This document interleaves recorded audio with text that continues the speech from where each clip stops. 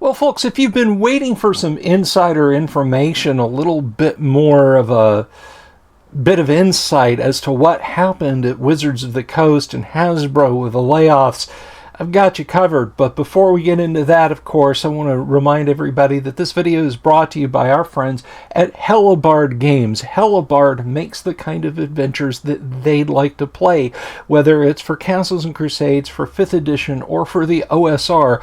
Old School is in play at the table with Hellebarde Games, and you can find them at Drive-Thru RPG or on their website, hellebardegames.com. And of course, as always, if you like this video, do give it a thumbs up, leave a comment down below, and if you haven't already, please click the subscribe button and the bell icon for notifications about more news videos like this, about our upcoming live streams, our live plays, and all the other special events that I like to bring to you here on the channel. So let's just go ahead and dive into this. Now, this comes to us from Commander's Herald, which is primarily a Magic the Gathering themed website, and I will link to this in the discussion below so you can go read the article. But this is actually insider information from someone who was at Wizards of the Coast, and this has to do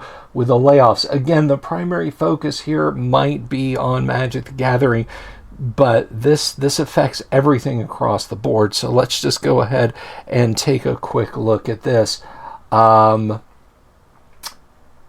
this is from Josh Nelson over there. Now, this dropped on December 25th, which of course is why, you know, it's kind of been a little under the radar. You know, a news article dropping on Christmas Day is not going to get a lot of play with too much of the audience. But let's have a quick look here. Hasbro is not on the good list this year. Wizards of the Coast, the company that develops Magic the Gathering, has been beset by layoffs from the toy and game giant this holiday season. As such, there is much discontent behind the hallowed halls of Wizards of the Coast headquarters, and unfortunately now outside of it as well. And of course, if you guys will remember back last January, when there were leaks coming out of Wizards of the Coast with the whole OGL debacle, there were employees who were kept in the dark until the day that dropped. So the discontent has got to run pretty deep. More than 1,100 people were left unemployed after Hasbro went through these layoffs. Now, we know that that's 2,000 because, again, they started 2023 with 900 layoffs. So you add these, and that's a huge swath of their workforce. This amount includes a large number of people now previously under Wizards employ. We had the opportunity to conduct an exclusive interview with one of these ex-employees. And this here says it's a shot of the external facade of Wizards of the Coast headquarters in Renton, Washington. We conducted an exclusive interview with a now ex-employee after Hasbro's holiday layoffs left 1,100 people without their jobs. For reasons of their protection in the industry within which they are still aiming to be employed, we have omitted our interviewee's name from this article. Without further ado, here's what an ex-employee of Wizards of the Coast had to say. Was the layoff something that came out of nowhere? Yes and no. While there were communications that numbers were not where they were needing to be, all conversations pointed to this being due to the toys division of Hasbro and that changes would be taking place on that end. We had several town hall Q&As with Cynthia Williams and Chris Cox in Human Resources where this was brought up. In the one with Cynthia, she responded to HR's comment of, "We are killing it," by correcting her and saying, "We are actually not." She then called out someone in the back of the group saying, "I believe Wizards' numbers are lower than last year." To which the person she was speaking to said they were actually up. She then tried explaining this as Wizards not hitting the numbers needed, which was promised to stockholders, and if not for BG3, the company would be in trouble. When this was brought up in the Chris Cox town hall, he commented about it being more towards the toys division and that changes would be made. And you can see here, this is clearly a case of the left hand not knowing what the right was doing at Wizards of the Coast, I think. But let's go on. Was there severance, and if so, was it reasonable? There was, though looking at what has been offered at other companies, it is definitely on the lower end. And I just want to pause there. Now, this is something you guys can just find this out. Games Workshop gave all of their employees a £2,500, that comes out at the time of this video, to almost $3,000 holiday bonus this year. Where are the internal fault lines, both within Wizards of the Coast and within Hasbro in general? Is there any generational divide, for instance?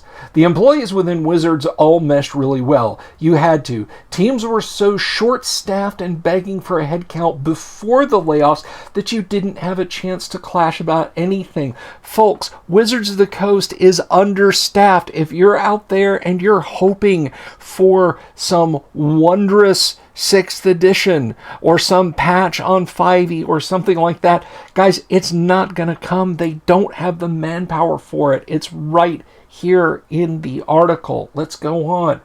From your experience, were the layoffs targeted at upper, middle, or lower class employees? Across the board, the only exception were the execs who needed to be held accountable the most. And of course, we know that massive, massive bonuses were given out to Chris Cox and Cynthia Williams both. So, yeah.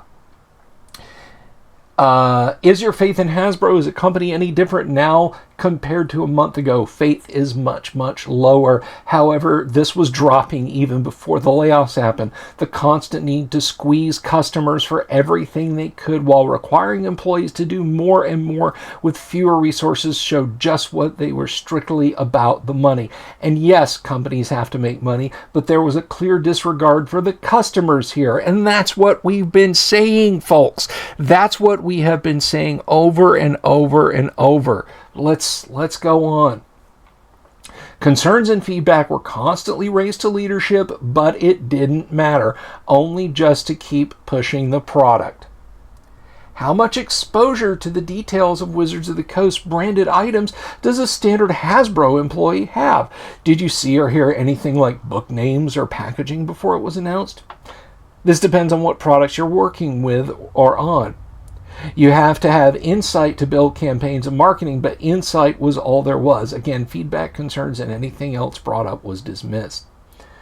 What was the internal reception to Alta Fox's attempt to separate Wizards of the Coast from Hasbro in 2022? Now, for those of you who may not know about that, back in 2022, there was an activist investor attempt to get Wizards of the Coast away from Hasbro. And by an activist investor is basically, it doesn't refer to any particular political or social leaning.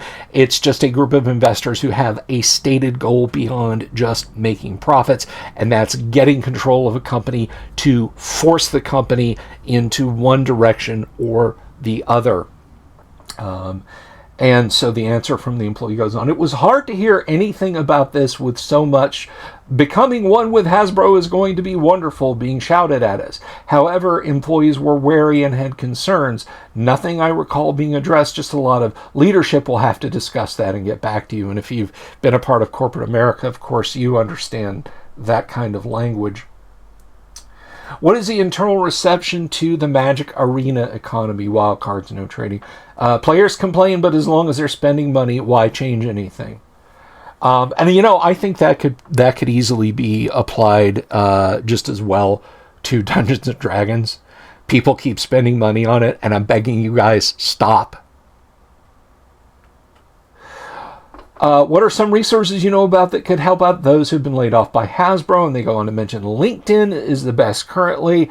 As with many layoffs we are seeing across the industry, people are really stepping up to try and help one another lean on your networks. And of course, I think many of us have been there, and you know how helpful that can be. And it wraps up. We thank our anonymous contact for their willingness to let us hear what they had to say. Our hearts go out to those affected by Hasbro's layoffs, both from within Wizards of the Coast and without. Hopefully, these people will find gainful work quickly.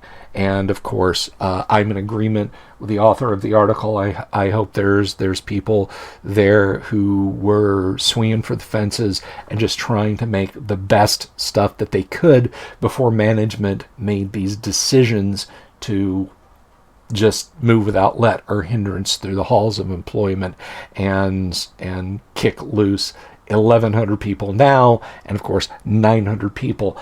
And I think it bears mentioning to go back and look at what was said about departments having to do more and more with less and less, despite them asking and begging for more people to do more stuff. And I think this is going to impact the entire company. Again, if you're sitting, look, I am sorry. I'm just going to say this. This might upset you. This might, maybe you click that unsubscribe button. I certainly hope you won't. If you're out there and you're thinking that 6th edition is going to be the bee's knees, I have bad news for you. It's not. Okay? It's not. If you follow the death march of, must buy latest edition, then get ready for a disappointment. Get ready for a disappointment. 6th edition will either be so much like 5th edition it won't merit buying, or just so bad that it's going to wreck your current campaigns. But of course, as always, we focus on the old school here on this channel.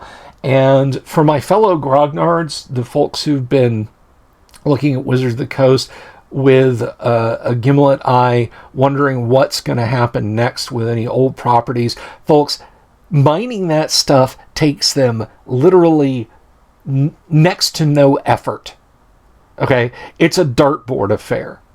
What do you got? What did Gygax write? What did Jim Ward write? What did this person, that person? What did they write? Okay, give me that. Bundle this up, make it a hardback, and ship it out there. And that's their mindset. Okay, they're not going to treat anything with care, and the people that they've got left who are willing to toe the corporate line and do exactly what they're told just to preserve their jobs means that whatever comes out, even if they do slap Greyhawk or Mordenkainen, or we've got a Lost Caverns of Soj-Konth revisit coming up, guys, it's not going to be good.